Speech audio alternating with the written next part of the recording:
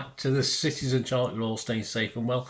And a little special, European special, yes. I've had a couple of teams in the Champions League in the season 24-25 as I'm recording this at the end of October 24 that we've not played before, but we played this team before that we're meeting in Lisbon, of course, in November, Sporting Lisbon. So we have played them 4 times altogether competitively. Yeah, we've won 3 and lost 1. So we're going to have a little look today, and I'm going to have a look at a couple of the key games back in time when it was a good season for City, but not particularly in Europe. We missed out a little bit, didn't we? So we're going to have a look back at our matchups with Sporting Lisbon. All stats are correct and knowingly correct at the 28th of October 2024 when I'm recording this, and we'll play of course on the 5th of November 2024, match day 4 of the season 24-25 Champions League 30-16 group. So that's the state we're at with the Champions League. So we'll have a look back at that. Please, if you are new to the channel, you can smash that like button, guys. Give us a like, that'd be absolutely wonderful. And if you don't already subscribe, please do so. And if you look through the channel, you'll see stuff on film and TV as well. So if that's of any interest, have a look at that. And or if you know somebody who might be interested in that, who's not interested in football, give them a kick in my direction. I'll be very grateful. And if you like what I try and do, just stick with me later and I'll give you some details how you can help support the channel. And some of it's just a little bit of your time. You don't have to, we have memberships and sponsorships, but you don't have to get involved like that. You can just watch something for me. That'd be wonderful.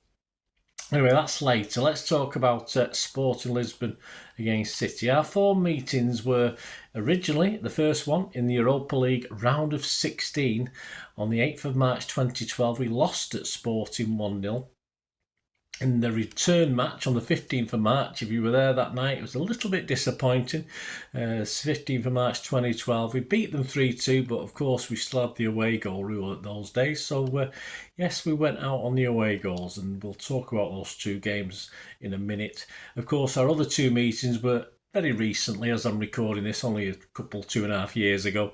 Champions League round of 16, of course, the 15th of February 2022. A nice comfortable win over in Sporting, 5-0 for City. And of course, it was a bit of a dead rubber back at our place on the 9th of March. And we ended up a 0-0 draw. But we'd done the job over at their place.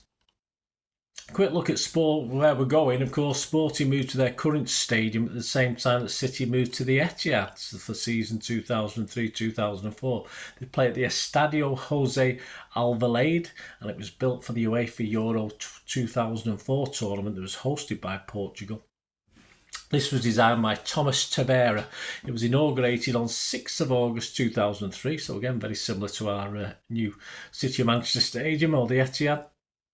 And the wider complex called Alvalade 21 included a shopping mall, cinemas, health centre, office space, residential areas, club museum, official club store and other infrastructure. Sounds a bit like our new Etihad, doesn't it, in 2024, 2026 when we finally add all the other bits to it. Their opening match was with that lot down the road, 3-1 victory over United in a friendly game that marked the departure of Cristiano Ronaldo from Sporting at that time, and the stadium has a capacity of around 50,000.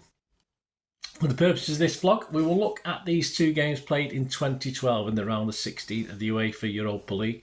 With the help, of course, we're going to ask the help of King of the Kippax, issue 196, that covered both games, and both City fans, Sean Riley, who features a lot over the years in my vlogs, and Tom Parrish as well. So I'm going to have a look back at them. Let's have a look at the teams first of all. When we went over to Lisbon for the first leg, Joe Hart in goal, Gay Clichy, Vincent Kompany, he was replaced by Lescott, Colo Touré, Alexander Kolarov, Milner, Nigel de Jong, Gareth Barry, he was replaced by Nasri, David Silva, Sergio Aguero, Edin Dzeko was replaced by Mario Balotelli, and on the substitutes not used, Kostel Panteliman, Stefan Savic, David Pizarro, and some bloke called Adam Johnson, who doesn't really get many mentions these days, does he? I wonder why. Right, let's have a look at Sean Riley's. He must have toddled off over to Lisbon. Let's have a look at his look at the game. He said, so the crowd was 34,371 with 878 Blues. So I don't know how many tickets we got, but it doesn't sound many, but I can't say anything. I very rarely get to away European games. So another visit to the sunny climes of Portugal with an appealing trip to the historic capital city of Lisbon. Having visited the revamped Stadium Light for Euro 2004, it was the ideal opportunity to chalk another ground off the list. Once again, Blues were able to take in the glorious weather and explore whilst taking in the numerous bars in between. Although by no means full, the stadium looked and sounded impressive. Although the multicoloured seats played tricks on the eye, it doesn't actually look real, more like a striking painting. Mancini had gone for a strong lineup again, although the movement of Clichy to right back was a surprise, but with a solid looking midfield which included Milner and De Jong. An ill injury to Company meant that Lescott came and took over the armband duties. Colo Touré was unlucky with a headed attempt on goal, as was Barry with a shot just wide of the post. Joe Hart, meanwhile, had to be sharp and just in front of us, as Sporting gave us far more problems with their energy than Porto did, and this certainly caught us off guard. The only goal of the game came just after the break. Joe could only parry the free kick into the path of their player, and despite saving the second attempt, the third attempt, a cheeky back heel nestled into our net. Up front, we offered very little, and it was no surprise when Dzeko was taken off in favour of Balotelli. Aguero had battled away as usual with hardly any supply of note, and with Silva not looking like his usual self, the impact we made was minimal. The introduction of Balotelli certainly changed the game from our perspective. He won a couple of headers, used the ball effectively, and Lisbon resorted to kicking him at every available opportunity. Kolarov was unlucky with a shot which curled wide before Balotelli himself made great contact with the ball from across out wide, only to find the woodwork come to the timely rescue of Sporting. Nasri had half an hour to show what he could do, but the overall performance was one of disappointment. We had only created 3 or 4 chances worthy of note, and in many respects this was arguably our most ineffective performance of the season to date. Of course, we do have the second leg in which to put things right, but the overwhelming feeling of the night was along the lines of could do much better. Arrangements to get us out the ground onto our buses and back to the airport nearby ran very smoothly.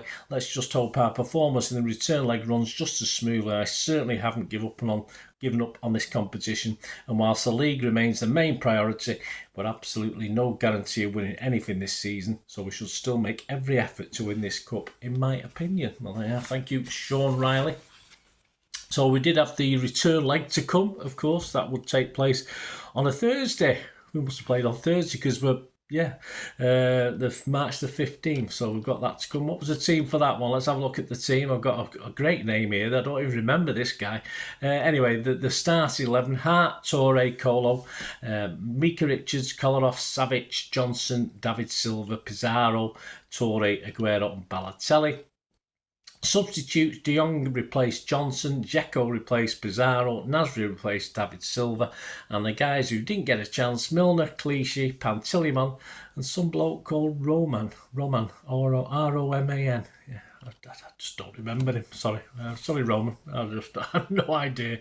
Anyway, on to Tom Parrish's report on this second game, return game. A crowd of 38,021, so again, far from full City ground for this one. It ended, of course, City 3, Lisbon 2. Yes, but yes, we had the old away goals, didn't we? So never mind. But let's have a look at the match report with Tom anyway. All good things must come to an end, although it's easy to forget that ours is only just beginning. Our chances of progression were not boosted when City started badly. Lack of application was the main problem. City played the exact opposite manner to which they effectively stuffed United at the Swamp. Poor touches, misplaced passes, no movement, no cover, dawdling on and showing too much of the ball, rushed crossing, and 2 or 3 great opportunities we did create from Pizarro's probing passing were wasted by Balotelli and then Aguero, both miscontrolling away from goal. Balotelli then showed his petulance when he allowed a defender to cover a lot of ground to block his shot. Yaya was booked for twice showing dissent. The ref was terrible to both teams, but Yaya's second was a clear foul. And remaining hopes were ruined after half an hour when Fernandez's second superb free kick screamed past Hart, given after a foul by Balotelli just after his strop, and utterly dashed when Kolarov was left totally stranded between two men by Silva. Nobody in blue reacted to his header, and Van Wolfswinkel popped up unmarked at the far post to score from Ismailov's low cross. The half closed to loud boos from a few disgruntled fans. Booing riles me, and me, said the head. Yeah, would do, Mr. Dave. And it was just as much support in defending admirably as it was us cocking it all up. Still, as we proved in the FA Cup, City don't go down without a fight at home, and swapped Nigel de Jong for Johnson at half-time. Proved the tactical spark to a fantastic comeback. We kept the pressure on Sporting, but still failing to create chances. Dzeko came on for Pizarro, and after a few minutes to adjust, Sporting was suddenly pegged back and we nicked a goal. Aguero slamming a half chance from close range past Patricio, half an hour left to complete the miracle. Attack certainly proved to be the best form of defence for City, and Sporting's occasional breakaways were nullified with only moderate panic. Savic recovered from his terribly shaky first half to keep his head on a number of occasions, although he was later booked for a silly foul, and we moved the ball out quickly to put them back under immediate pressure. Sporting brought on more fresh legs. We brought on Nasri for the very poor Silva, and it took a bit of wizardry to equalise. Aguero was kicked into the air when he broke sharply into the area. Balotelli calmly finding the net and sprinting back upfield with the ball to see just what we could salvage if we tried hard enough, and try we did. Aguero's sharp movement and Kolarov supplying great ammunition from the left, and when Aguero tapped in from a corner, we still had 10 minutes left to complete the miracle. Sporting now wasted as much time as they could. The goalie doing his now familiar 5 minutes left heart attack routine, players going down injured at the slightest touch and getting up unhurt. When the ref finally pointed out he was playing on without them, and with 5 minutes stoppage time to play, Balotelli wasted one of those as he was booked for shouting in the face of one player as he lay there screaming in pain.